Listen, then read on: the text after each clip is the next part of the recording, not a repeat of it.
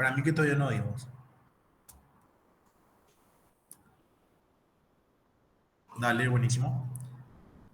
Entonces, vamos a ver los diseños, eh, los diseños cualitativos que generalmente se utilizan en psicología. El uno, tenemos la etnográfica, después tenemos investigación-acción, tenemos el estudio de caso, es diseños, lo que vamos a ver. La etnográfica, a ver, menciona que tiene un doble significado, ¿sí? Entendido como la descripción de las etnias, así como el informe producto del trabajo de investigación de un estudio cultural. Eso es más que nada lo nuestro, ¿verdad? El estudio de las etnias, creo que la antropología se dedica a eso, creo, pero nosotros nos enfocamos más a lo que es el informe acerca de un trabajo de investigación dentro de una cultura. Hay autores que más que un método lo consideran una experiencia de vida. ¿Por qué? Porque requiere que el investigador viva y comparta dentro del grupo. Yo conozco una tesis que está en la facultad, que fue cualitativo y que utilizaron este diseño. No recuerdo en qué, en qué, en qué grupo, ¿verdad? O sea, qué cultura fue, pero utilizaron este diseño y le tomó bastante tiempo a la profe realizar, ¿verdad? Eh, la profe creo que se llama, o sea, Mercado sé que es su apellido, pero creo que se llama Daisy, Daisy Mercado, no sé si le conocen.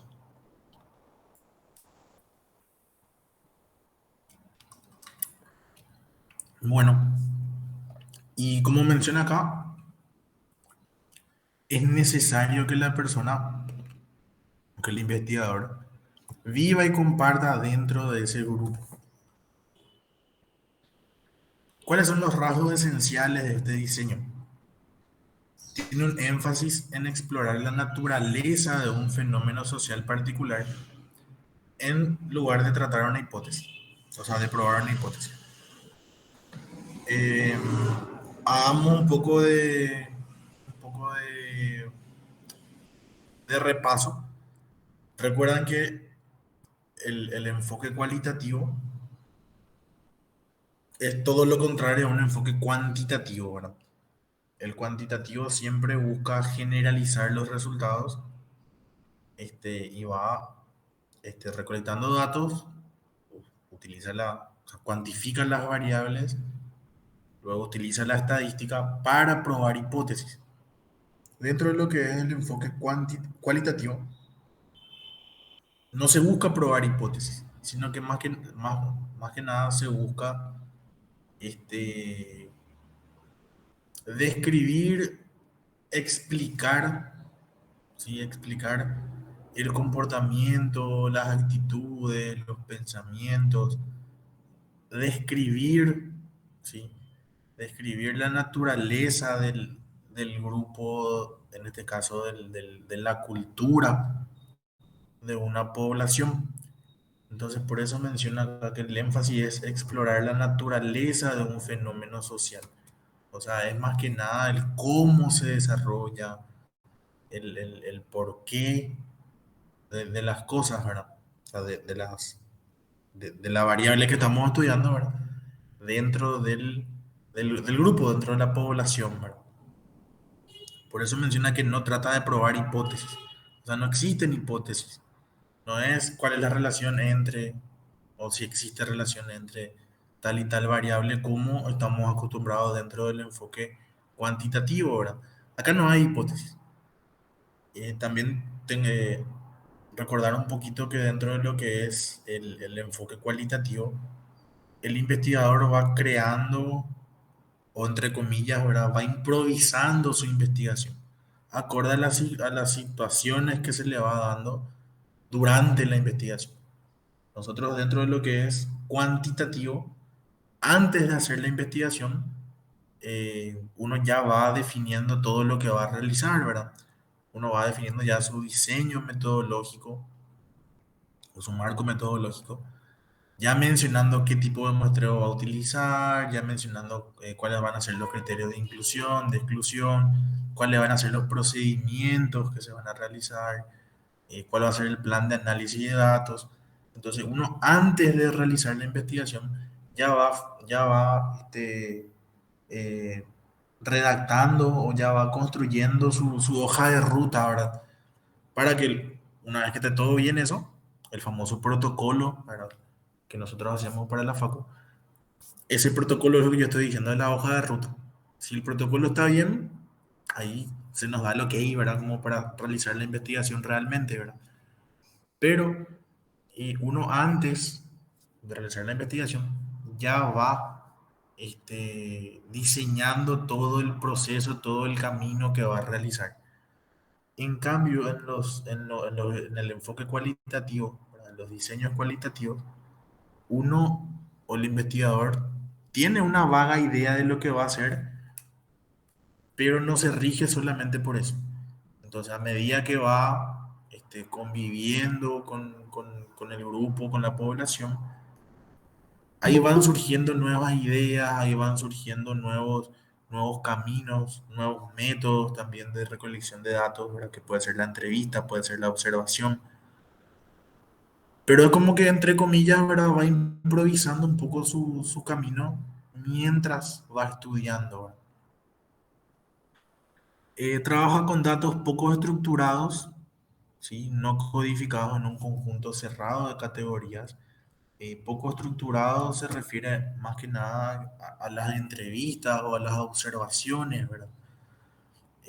Poco estructurado no significa sin estructura. Ojo, el investigador puede tener su idea de qué observar o de qué preguntar, pero siempre eso puede llegar a sufrir o muchas veces sufre una modificación, ¿verdad? Porque se da cuenta que lo que pensó no está presente, vamos a decir, dentro de la población y bueno, va cambiando un poco su pregunta, va cambiando un poco el objetivo de su observación y se va adaptando, ¿verdad? No codificado se refiere a los, qué sé yo, a los test. Nosotros aplicamos un test y esos resultados codificamos en números y esa codificación, bueno, nos dan categorías, niveles altos, medios, bajos, ¿verdad? Acá no se usa la estadística, entonces no es necesario codificar. Trabajamos con datos cualitativos, trabajamos con variables, por ejemplo, nominales, ¿verdad? O trabajamos con categorías, ¿sí? No trabajamos con nada tan estructurado, con nada tan codificado, ¿sí? Acuérdense también que dentro de lo que es cuantitativo, ¿verdad? Nosotros codificamos hasta el sexo. Codificamos el sexo, codificamos el nivel socioeconómico, todo eso vamos codificando con números, con valores, como para que se puedan hacer los cálculos, ¿verdad? Acá no, sí, porque acá las respuestas son o generalmente son abiertas, ¿verdad? Son experiencias, son anécdotas. Entonces vamos trabajando con eso. Investiga un pequeño número de casos o solo uno, pero esos casos con los cuales vamos trabajando, lo hacemos a profundidad, ¿sí? A diferencia del cuantitativo, donde nosotros lo que buscamos justamente es generalizar a toda la población, entonces trabajamos,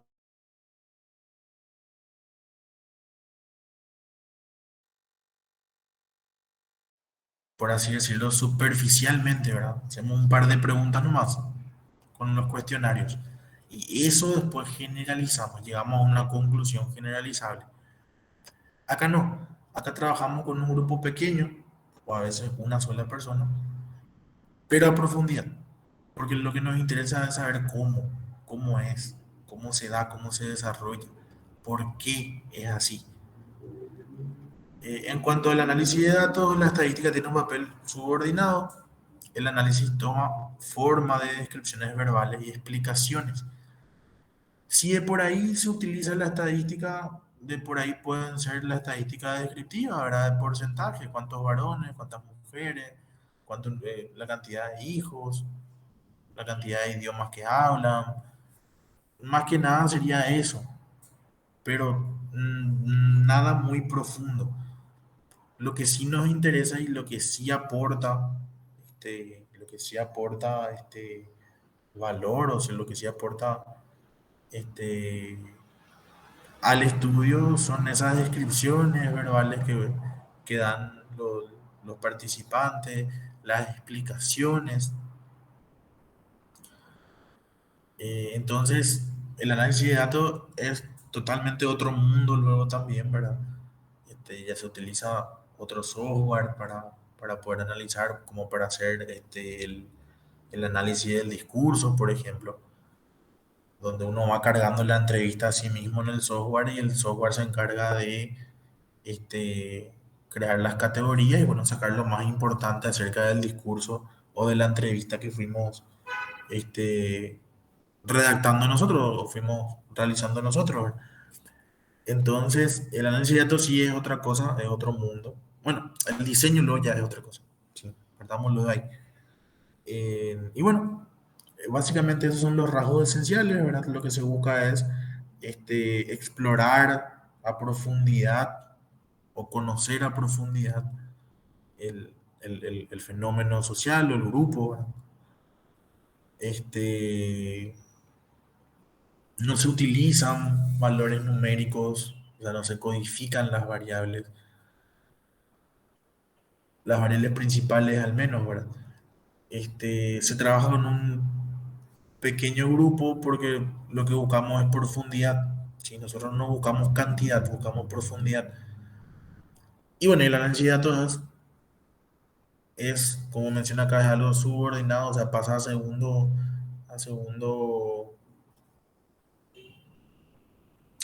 pasa en segundo plano, porque no nos interesa tanto buscar correlaciones o buscar comparaciones, ¿sí? Sino que simplemente describir y no es necesario, ¿verdad? O sea, si queremos describir un poco con quiénes trabajamos, bueno, vamos hablando del rango de edad, hablamos de cuántos son varones, cuántos son mujeres, y ahí se cierra, ¿verdad? O sea, ahí terminamos con la parte estadística, ¿verdad?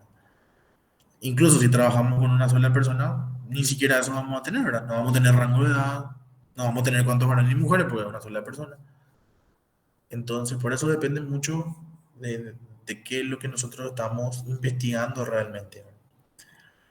Dentro de la posición étnica, ¿verdad? Tenemos que es una experiencia próxima al grupo, ¿sí? Hace explícito lo que normalmente es un conocimiento tácito entre los grupos sociales y culturales.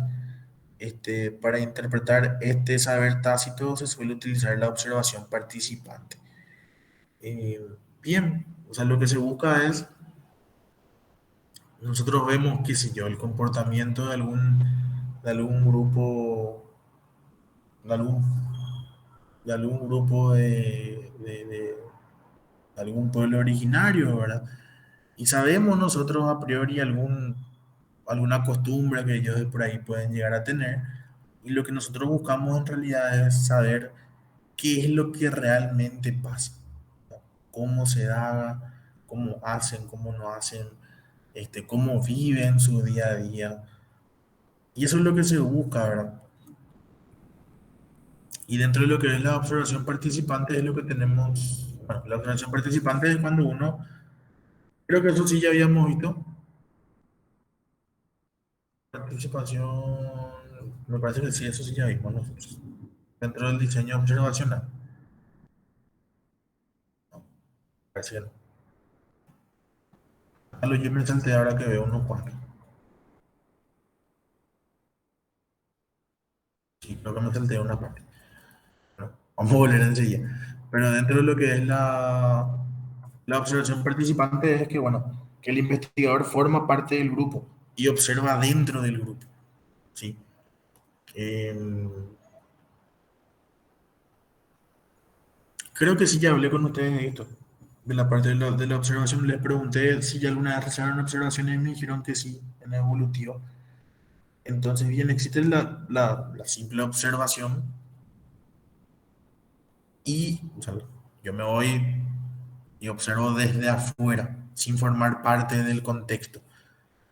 Y la observación participante es donde yo sí ya formo parte del contexto, o sea, yo formo parte del ambiente observado. Y ahí voy observando, ¿verdad? Acá lo que me di cuenta es que me salté de esta parte. Dije, perdón. Diseño cualitativo, estas son las características del diseño cualitativo. Vamos a retroceder un poquito. Donde habla un poco de la diversidad y particularidad, ¿sí? Concibe la realidad desde múltiples perspectivas. Una de sus características es la de ofrecer una comprensión de estas particularidades. ¿Sí? Lo que se busca es comprender, no se busca generalizar, sino comprender el porqué. Tiene un conocimiento ideográfico. El tipo de conocimiento es de carácter ideográfico, no nomotético, que es un estudio de leyes. Sí, o sea, nosotros cuando hacemos las hipótesis buscamos hacer un par de leyes. Pero no, acá no. Acá lo que se busca es entender, comprender, comprender a la cultura, ¿sí? Tiene un carácter transformador porque el investigador se propone a mejorar las prácticas de los individuos con lo que investiga, sí, eso siempre. O sea, no investigamos por investigar nomás, no investigamos de hobby, sino que nosotros buscamos solucionar algún problema o mejorar algunas cuestiones. Entonces, algunas prácticas, como menciona acá, ¿verdad? Entonces, obvio, no es que nos vamos nosotros por simple diversión a convivir con, con la población, sino que este, vemos nosotros alguna falencia, alguna falla, y a partir de ahí arranca nuestra investigación. ¿Sí? Siempre buscando mejorar, ¿verdad? Siempre buscando posibles soluciones. Tiene un proceso inductivo. Los investigadores desarrollan conceptos, interpretaciones, comprensiones, partiendo de las pautas de los datos. Sí, o sea, nosotros vamos a desarrollar todo lo que vamos a desarrollar, ¿verdad? Todas las mejoras, todos los conceptos, todas las interpretaciones, siempre partiendo de una pauta de datos. ¿Sí? Eh, Holística porque busca la comprensión del todo y utiliza múltiples perspectivas para hacerlo, aún buscando esta comprensión global a lo que se atiende fundamentalmente, que es la particularidad de un determinado fenómeno. Nos interesa el todo, ¿sí? Participativa porque el investigador o la persona que investiga se sitúa dentro del contexto y es sensible a él, genera un compromiso humanista debido a la cercanía del investigador.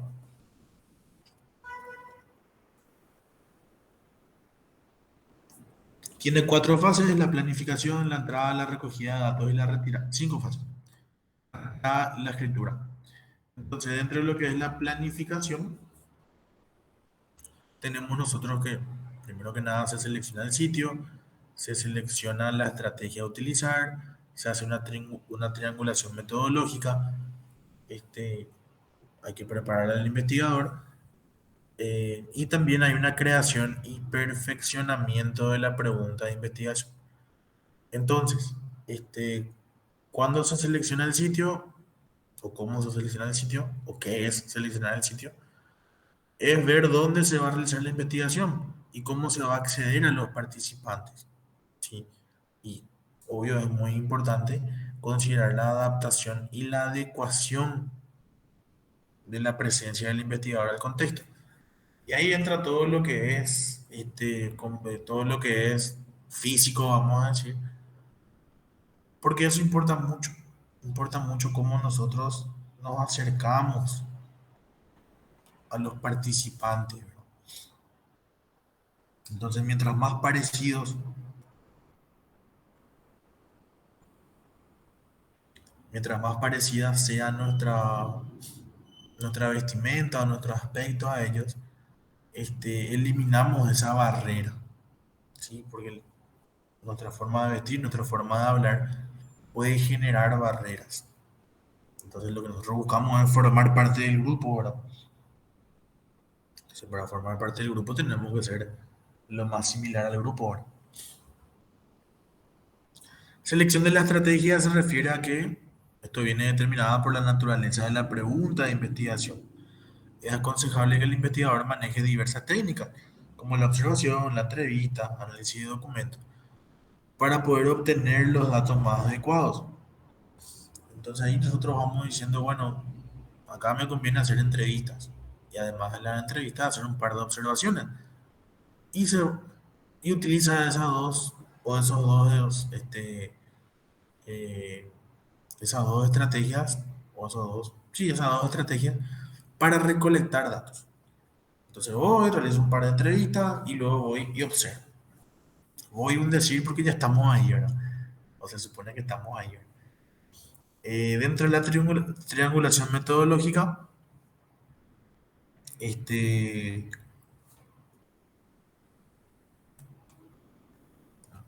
generalmente se utiliza esto para comprobar qué tan válido y qué tan confiable es la información que fuimos recolectando. Y generalmente se utilizan, o una de las estrategias es utilizar eh, un investigador extra, ¿sí? O alguien que se encargue de la recolección de datos. Entonces, si nosotros vamos realizando las observaciones o si nosotros vamos realizando las entrevistas, puede llegar a existir algún sesgo, ¿sí? Puede llegar a haber. Entonces, para evitar ese sesgo del investigador, es que se utiliza, ¿verdad? Generalmente algún, algún investigador extra que pueda recoger los datos, ¿verdad? También eh, se suele utilizar a veces a otras personas que puedan dar fe de lo que nosotros tuvimos, ¿verdad? Si trabajamos, por ejemplo, en lo que es psicología educacional, y estamos estudiando a un alumno o a un grupo de alumnos, generalmente se pueden utilizar o podemos llegar a utilizar esta información o podemos llegar a recolectar datos también de los padres, de los otros compañeros, de los profesores. Entonces ahí nosotros, qué sé yo, le entrevistamos al alumno, y luego le entrevistamos a los padres, luego a los profesores y ahí hacemos esa triangulación, ¿sí? Como para ver si realmente lo que nosotros observamos o lo que nosotros entrevistamos con el chico, este, también se produce en la casa, con los padres, ¿verdad? O también en el aula sin que nosotros estemos presentes, ¿verdad? Para ver si es cierto lo que nos dijo el chico. La preparación del investigador, él es el instrumento de la investigación, Hay que esperar a ser aceptado por los participantes, tener una buena dosis de estudio y reflexión sobre el tema de investigación y revisar permanentemente las notas. Eh, Bien, acá más que nada lo importante es, además de la preparación teórica, ¿verdad? Que el investigador tiene que manejar el tema que está estudiando, lo importante también es realizar bien ese rapport, realizar bien el, el, y sí, el rapport, el vínculo o la relación investigador-participante, ¿sí? Si bien no es el vínculo paciente, eso es lo que se busca, ¿verdad? Esa buena relación entre el investigador y el participante, ¿verdad? Donde el participante pueda confiar en el investigador y el investigador también, ¿verdad? Que ambos se lleven bien, porque eso es importantísimo, Porque si hay desconfianza o si no confían en el investigador o si el investigador tiene una presencia un poco intimidante, este, todo va a ser, o sea, el comportamiento de los participantes va a ser diferente y nosotros buscamos su comportamiento natural en su ambiente natural. Creación y perfeccionismo en la pregunta de investigación. Que sea lo suficientemente amplia para tratar aquellos aspectos que probablemente no se contemplan en una primera definición. Esto va cambiando,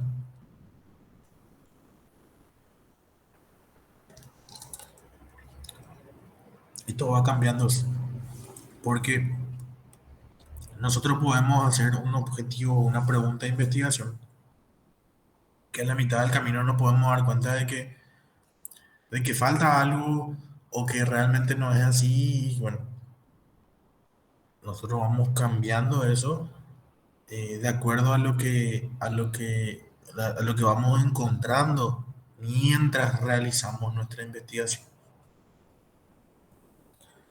Luego tenemos lo que es la entrada, ¿sí? Dentro de lo que es la entrada, esto implica un acercamiento a los participantes y es necesario familiarizarse con ellos y con el escenario.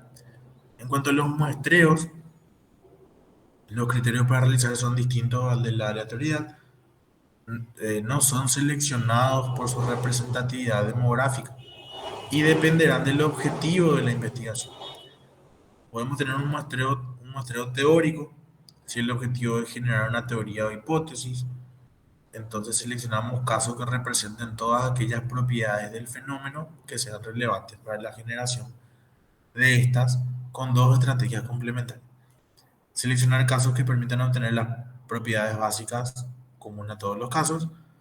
Seleccionar casos tan diferentes entre sí que den la oportunidad de obtener matices y diferencias importantes entre ellos. Además de ese muestreo teórico, donde básicamente lo único que importa es que todos tengan, ¿verdad?, las mismas características, tenemos lo que es el muestreo por conveniencia, tenemos lo que es el muestreo a propósito, tenemos lo que es el muestreo bola de nieve. Dentro del muestreo por conveniencia, ¿verdad?, cuando la característica principal es buscar la disponibilidad de los participantes. Es quién me conviene que participe y quién no me conviene que participe, básicamente. El muestreo a propósito, cuando lo que se busca son participantes con una característica determinada. Entonces, yo estoy buscando exclusivamente este tipo de población. Entonces, ahí yo voy buscando a propósito esas características y bueno, ahí ellos van participando. Y el muestreo de bola de nieve cuando se requiere acceder a poblaciones atípicas o de difícil acceso. Bola de nieve también se suele utilizar cuando se trabaja de repente con poblaciones que no tienen un registro, ¿sí? Por ejemplo, las trabajadoras sexuales, por ejemplo, los consumidores, los usuarios de cocaína o los usuarios de marihuana, donde no existe un listado, yo no me puedo ir a ningún lado a decir, "Oh, me da el listado de... entonces lo que se busca con el muestreo de bola de nieve es que yo le conozco a un usuario de cocaína, qué sé yo, y le pido que él le mande a sus amigos. Entonces él va a ser mi nexo con tres participantes, tres usuarios más. De esos tres usuarios, cada uno le va a mandar a dos usuarios más. Y así yo voy agrandando y teniendo acceso a toda, bueno, no a todas, pero a una gran parte de esa población con esas características. ¿Sí?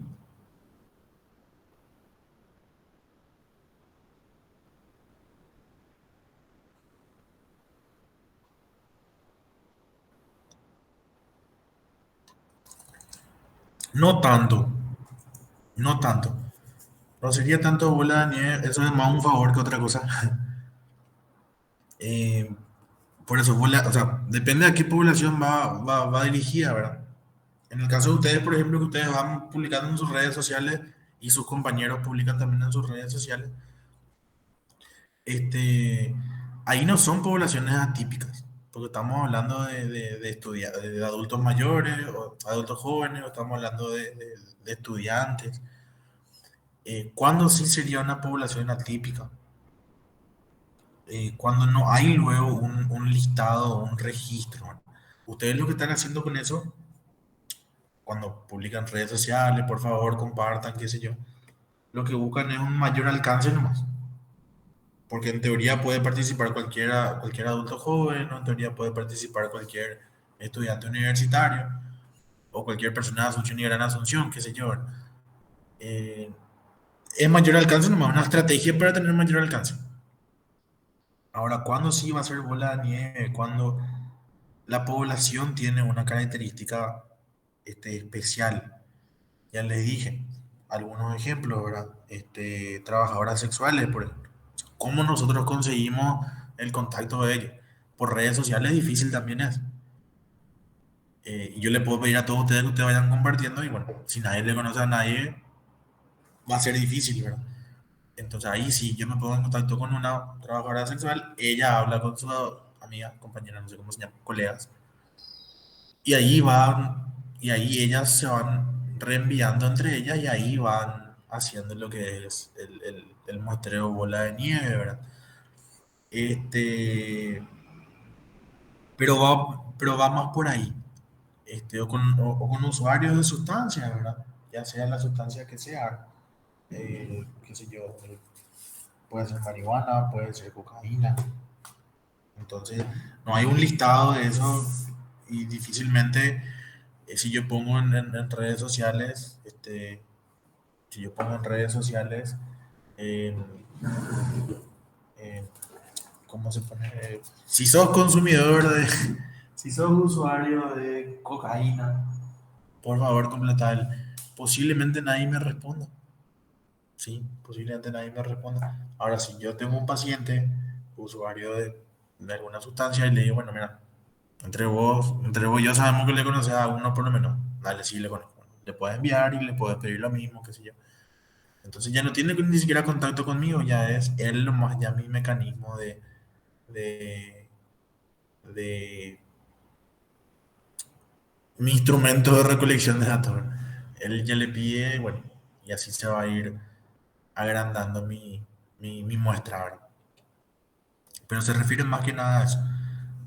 Difícil acceso, por ejemplo, los adultos jóvenes de Asunción y Gran Asunción no son de difícil acceso. Eh, Eso se puede conseguir tranquilamente eh, de cualquier forma, ¿verdad? Entonces, por eso habla de eso. Poblaciones atípicas de difícil acceso. Esa sería la diferencia. ¿Está bien?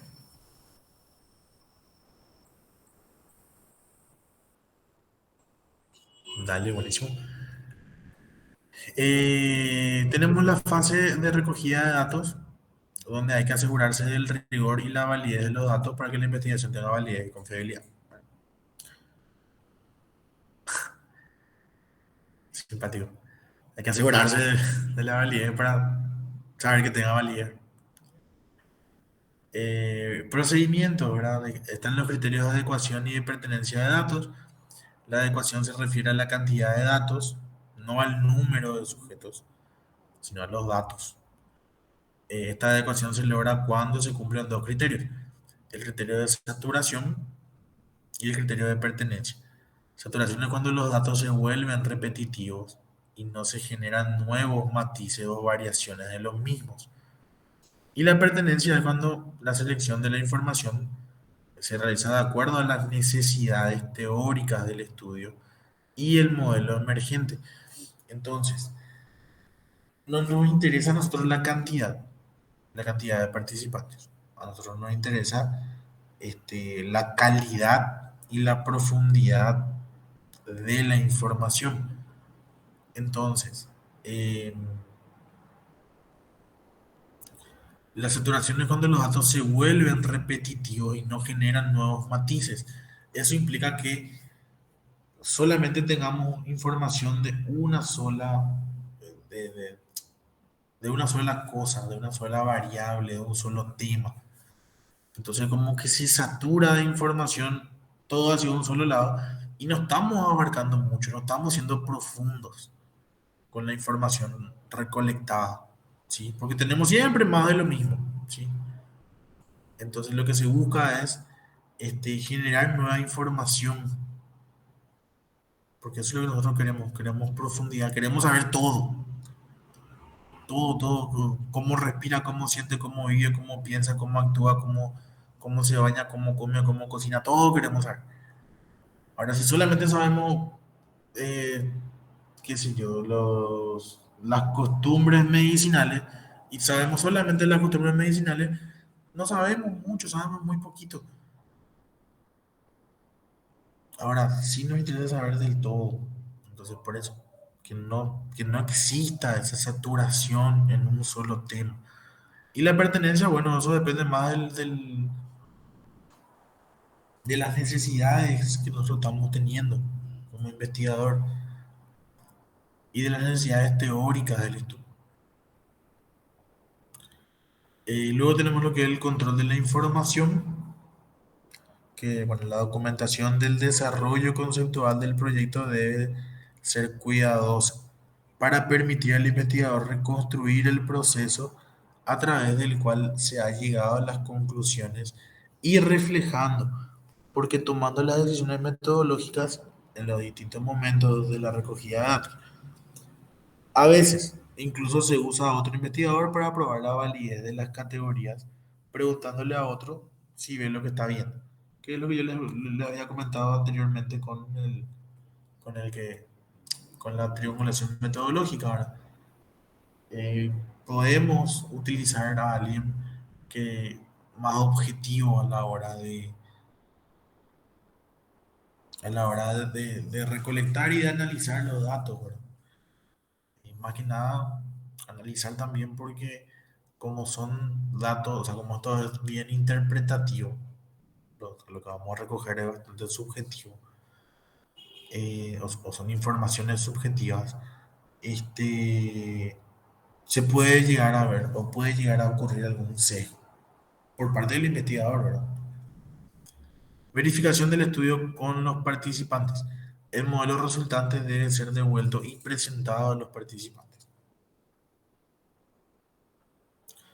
Retirada.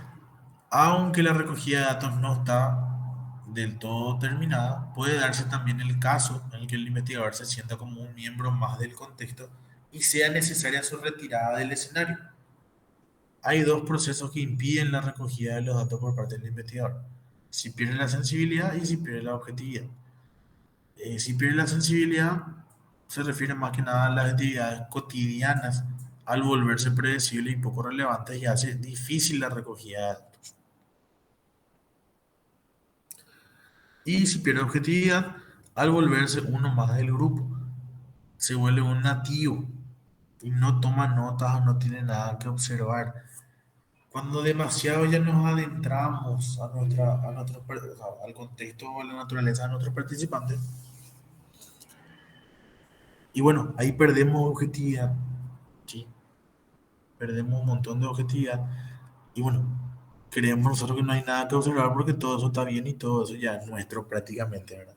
Entonces ya no nos sirve. Sí, entonces ahí, ahí es donde se debe dar la retirada por parte del participante, perdón, por parte del investigador. En cuanto a la escritura, tenemos la redacción del informe, que es presentar argumentos sistemáticos y convincentes, presentando los datos que apoyan el caso del investigador o que rechazan explicaciones alternativas. Se recomienda escribir un artículo bajo dos planteamientos, guiando al lector en la resolución del problema con los pasos del investigador o presentar un resumen con los principales resultados, resaltando los resultados que apoyan la conclusión. Bien, esto es lo que ya vimos recién Y ahora venimos al siguiente que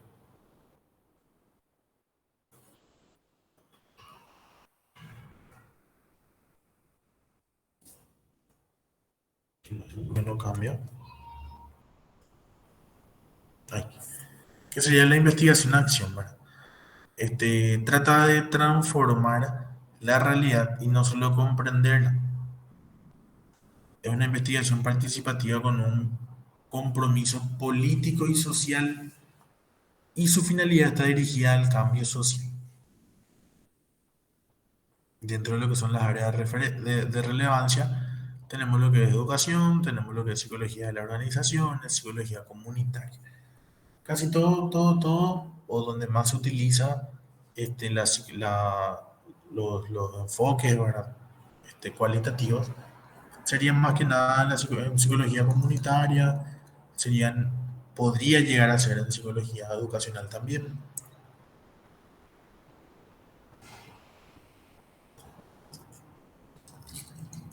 Ahí es donde más se ve. En psicología laboral, más que nada para comprender una organización. Entonces formamos parte de la organización nosotros y a través de eso vamos creando programas o vamos creando intervenciones para mejorar, qué sé yo, la comunicación, por ejemplo, o el estilo de liderazgo de los líderes, ¿no? De los gerentes. Pero para eso formamos parte nosotros de la organización, vamos, observamos, entrevistamos, todo en un contexto natural. Eh, pero donde más se utiliza, como les dije, es en comunitaria y en educación. ¿Cuáles son las características? Tiene un proceso social, ¿verdad? Influencia bidireccional entre el individuo y lo social. Una participativa porque genera y transforma el conocimiento con los participantes. Esto es importante. Todo lo hacemos con ellos, ¿sí? Todo lo hacemos con ellos. Práctica colaboradora. Los participantes son fundamentales en el proceso de análisis y reflexión de sus prácticas para su reconstrucción. Bueno, como mencionaron, ¿ya? Los participantes siempre forman parte del trabajo, no como por, por realizar la comparación, ¿verdad? No como en los estudios cuantitativos donde le aplicamos los tests y después ya le bloqueamos en nuestra vida a todos los que participaron, ¿verdad? Sino que acá ellos sí forman parte también de la elaboración o forman parte o ayudan de alguna manera al proceso de análisis y reflexión. Cuatro, emancipadora, tiene como meta contribuir a que las personas tomen conciencia de cómo las estructuras sociales limitan su desarrollo y su autodeterminación, de tal modo que dicha conciencia contribuye a cambiar las prácticas para mejorar dichas condiciones.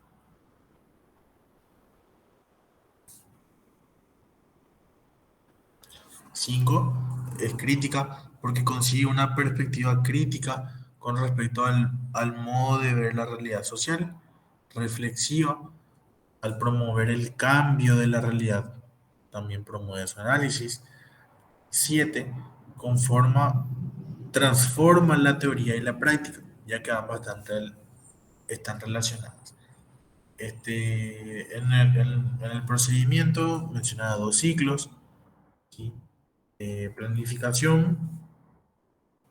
La primera idea general trata de mejorar un aspecto de la práctica profesional o social de una comunidad o grupo. Análisis diagnóstico de la situación. Se propone una acción o estrategias de intervención para lograr esta mejora. Sí, o sea, se planifica. Y luego tenemos lo que es la acción y observación, que sería el momento de la intervención. La reflexión, que serían analizar los cambios, si se provocó o no cambios este, durante la intervención que se realizó ahora. No confundir con los diseños n igual a uno o de único caso. En esto se manipulan y controlan las variables para explicar la conducta. Sí, diseño n igual a uno tienen bases cuantitativas. Bueno, y acá no, acá estamos en lo que es quali. Sí. Por eso menciona, se manipulan y controlan las variables en los diseños n igual a uno. Acá no, acá no manipulamos nada y acá no controlamos nada. Acá vamos a mirar y vamos a transcribir todo lo que ellos nos dicen.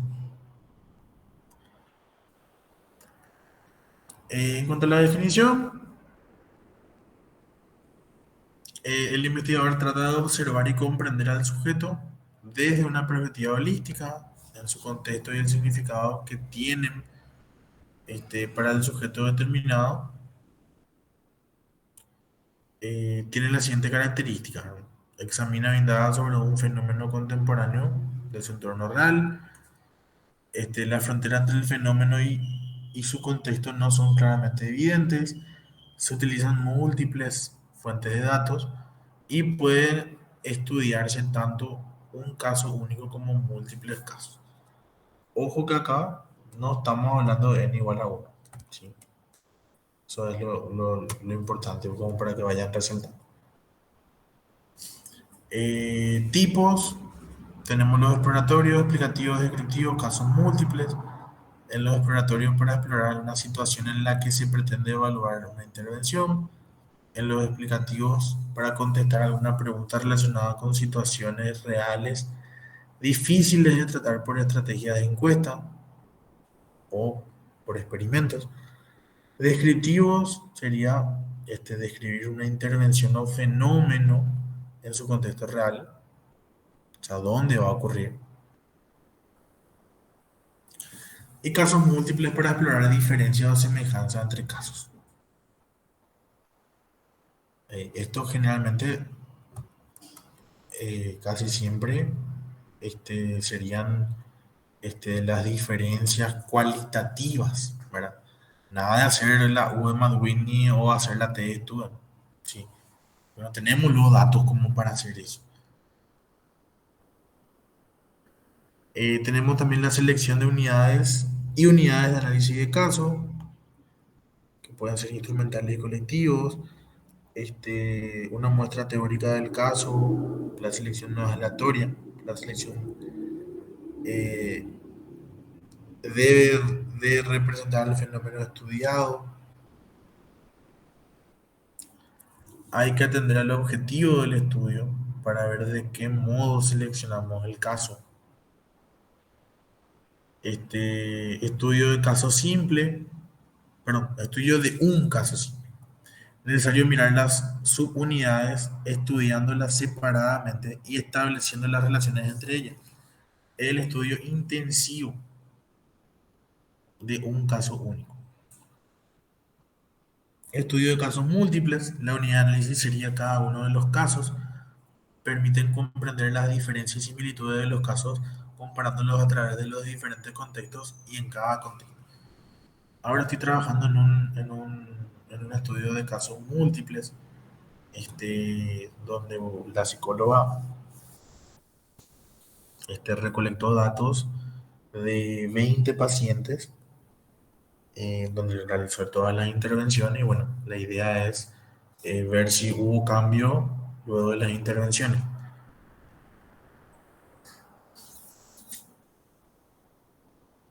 Tiene como 200 hojas más o menos. Sí, son 20 pacientes y bueno, son entre 9 a, entre ocho a 12 páginas por paciente. De todo lo que ella realizó, ¿verdad? Toda la entrevista, todos los datos importantes. Y, y se está lamentando bastante. Se está lamentando bastante ahora en la parte del análisis de datos. Porque ¿dónde metemos todo eso? Porque obviamente todo es importante. Entonces ahí es donde ella está en conflicto ahora por toda la información que tiene. Pero es así mismo como menciona acá, ¿verdad? porque ella tiene 20 unidades de análisis y tiene 20 entrevistas, 20 test, 20 entrevistas, 20 intervenciones, 20 cambios después de las intervenciones. eh, pero la información es valiosísima porque por esto, ¿verdad? Dice, permite comprender las diferencias y similitudes de los casos, comparándolos a través de los diferentes contextos y cada uno, y cada contexto. Pero son 20. Y después al final, porque es más, o sea, porque fue algo cualitativo, porque un estudio de casos, fueron casos múltiples en realidad. Eh, pero también quiere meter la parte cuantitativa, entonces ¿cuál? O sea, ¿de dónde? O sea, ¿de dónde sacamos si vos tenés todo, la mayoría, de los pocos números que tenés son los números de los test y nada más? Ahí sí hacemos una test de estudio y ya está. Listo el pollo. Ya vemos si hay o no diferencia. Antes de la intervención y después de la intervención. Y listo el pollo. Pero el resto de la información son todas entrevistas. Habla ahí de que si consumen un medicamento, hace cuánto más o menos, cuáles son sus ideas, eh,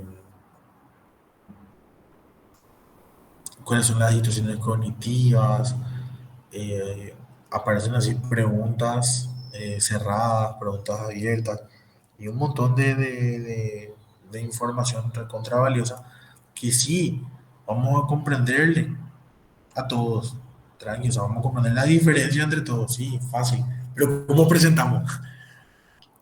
Ese es el inconveniente que está teniendo ahora la colega, pero súper bien, o sea, es un trabajo que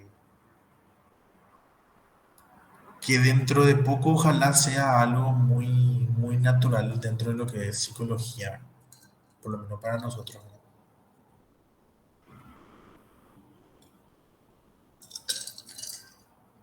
Porque además de la diferencia entre los test, que sería la parte cuantitativa, donde vamos a ver nosotros, bueno, bajó el nivel de depresión, bajó el nivel de ansiedad, dale, genial, pum. Terminó ahí la parte cuantitativa. La parte cualitativa sería qué realmente mejoró, ¿sí? Y esa es la parte valiosa. O sea, mejoraron los síntomas físicos, mejoraron los síntomas, o cambiaron los pensamientos, qué pasó con la distorsión cognitiva. Y dentro de su intervención realizó las técnicas de relajación. ¿Funcionó la técnica de relajación? ¿Cómo funcionó? ¿Qué le pasó a cada uno de los 20 pacientes? ¿O cómo, o cuál fue el resultado interno en cada uno de ellos? Le ayudó qué sé yo, a bajar la sudoración, a bajar las palpitaciones, a bajar qué. Entonces, el, ¿qué fue lo que cambió? Es lo que presenta esta parte cualitativa. Nosotros vamos a ver con los test si cambió, funciona tu intervención. Ya está, esa es la parte cuántica. Y la cual es todo lo demás. ¿En qué cambió? ¿Cómo cambió? ¿Cuáles eran los pensamientos anteriores? ¿Cuáles son sus pensamientos ahora? Por eso es súper linda esta parte cualitativa, ¿verdad? Porque no te dice nomás que sí mejoró, como te dirían los números ahora. El número te dice así, bajó. Primero puntuó 40, ahora puntúa 11. Ya está. Ahora, cuando puntuaba 40, ¿cómo estaba? Y ahora que puntúa 11, ¿cómo está? Y esa es la parte cualitativa. Cuando puntuaba 40, estaba al borde del suicidio, solo, desamparado, con tales distorsiones cognitivas. Hoy, luego de la intervención, que puntúa 11, no sé, tal vez siga con la misma distorsión cognitiva, pero ya no piensa en suicidarse, ya busca otras alternativas. Entonces, todo ese cambio que ocurre, comprendemos. Si comprendemos realmente esa diferencia de puntajes en un test, y comprendemos por cada uno, ¿sí? En cada contexto, fíjate, en cada contexto, porque cada uno tiene su contexto, cada uno de los 20 tenía su contexto, bueno, tiene en realidad, y ahí vamos comprendiéndole a cada una de las personas. Es genial, genial su trabajo.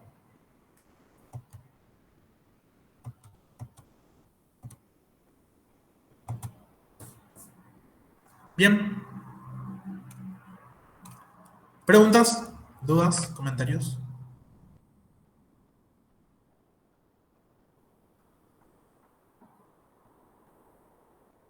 No prendí mi cámara. Entonces, una investigación de este tipo, o sea, cualitativa, puede llegar a ser explicativa también, no solamente descriptiva. A ver, cuando vos me hablas de explicativa, eh, Me refiero al alcance, no, el alcance va a ser netamente descriptivo. solamente descriptivo. ¿Y Sí, cuándo sería una investigación de alcance explicativo? sí, cuando vos hablas de un alcance explicativo, estás hablando de causa-efecto. Ah, ya, ya.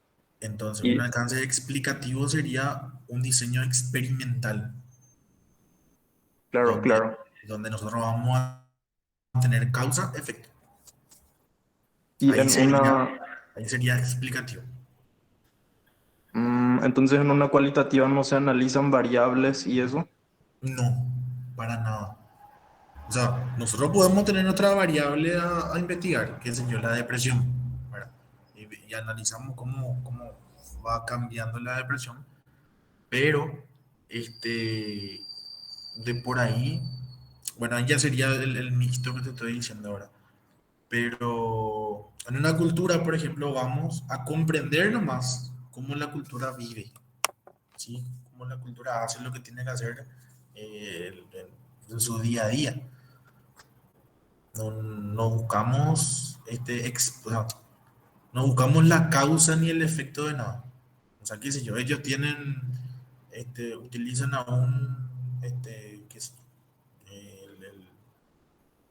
utilizan la medicina alternativa, ¿verdad? Remedio yuyo y qué sé yo. Nosotros vamos, preguntamos cómo, o sea, cómo utilizan, de dónde viene, cuál sirve para qué cosa, cómo es lo que ellos creen, ellos nos comentan, este es rico, este no es rico, esto es para tal cosa, esto es para tal cosa. Fin. No es que buscamos nosotros una causa al por qué ellos están utilizando esa medicina alternativa ni nada, sino que nos vamos, preguntamos, observamos, la utilizamos y describimos nosotros. Por ejemplo, en- si fuera explicativo, sí ya va a ser causa-efecto. Y debería ser un estudio experimental para que sea explicativo. Esa es la cuestión técnica de la palabra explicativo. Causa-efecto. O Ya, sea, ahora obvio, sí.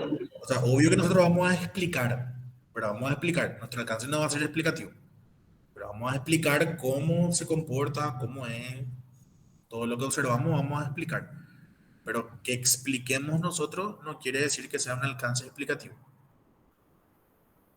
Ujú, ya entendí ahora. Gracias por aclarar. Bueno, y las variables, obvio, o sea, van a haber variables, pero no es que vamos a ir a medir las variables con test ni nada de eso, porque ahí ya se vuelve cuantitativo o mixto, así como el caso este que mencioné recién, ¿verdad? Donde sí tiene un enfoque cuantitativo, mixto en realidad, porque es cuantitativo porque se aplicaron los test y cualitativo porque se demuestra toda la entrevista y todos los cambios que hubo.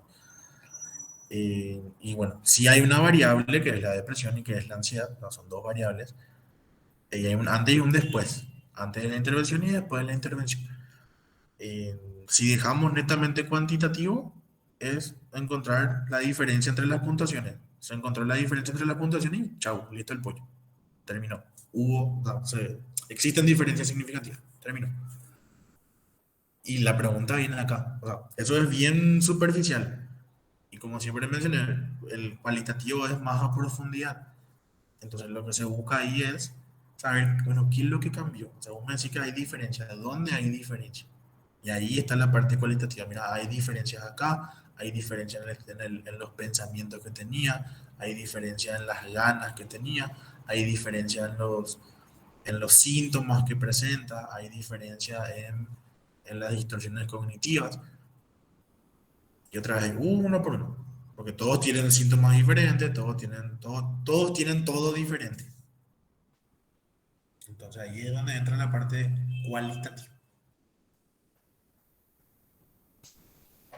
Bien, preguntas, dudas.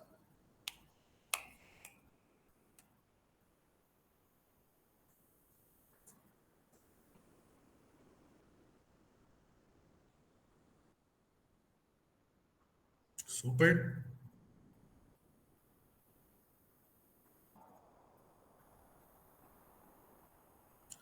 Belén, Karen, Todo todo, correcto, profe. Todo todo en claro, orden, profe. todo en orden, todo en orden. Buenísimo. Quedamos así entonces, chicos. Nos vemos el lunes. O hoy, hoy. Dale, buenísimo. Dale, dale.